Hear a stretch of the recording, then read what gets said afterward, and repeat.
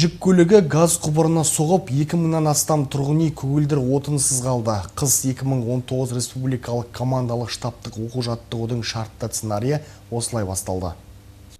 Хонбендо көшесі бойындағы нөмір 6 газ таратқыш бекетіндегі оқыс жағдай жөнінде диспетчерлік қызмет арқылы жедел әрекет ететін қызметтер құлақтандырылды. КАМАЗ автокөлігінің газ құбырына соғу салдарынан жоғарғы қысымды газ жүйесі зақымданып өртке оранды.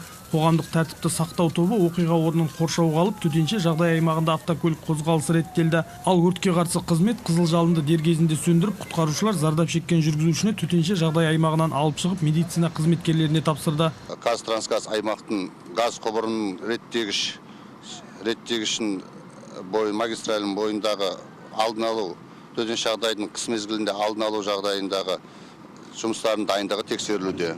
Нәтижесінде медициналық қызмет, жергілікті полиция қызметі, өрт сөндіру қызметтерінің жұмыстары өз уақыттарына үлгеріп, барлық төтенше жағдайлар уақытында жойылды.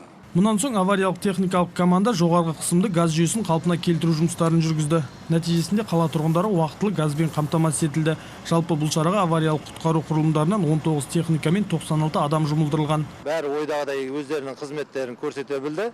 Алдымыздағы осы жылыту маусымында орын алу болуы мүмкін осындай оқыс оқиғалардың алдын алу және оны болдырмау, одан болғаннан кейін оның жою салдарын жою жұмыстарына осындай ойдағыдай атқарыла береді деп ойлаймын. Өткен жылу беру маусымында облыс бойынша тұрғын үй секторларында 147 өрт оқиғасы орын алып, 7 адам қаза болған. 26 адам түтінге уланса, табиғи газдан 1 адам уланып мерт болды. Оқу-жаттығу осындай қиындықтарда авариялық құтқару құрылымдарын бірлесіп әрекет етуге машықтандырып отыр.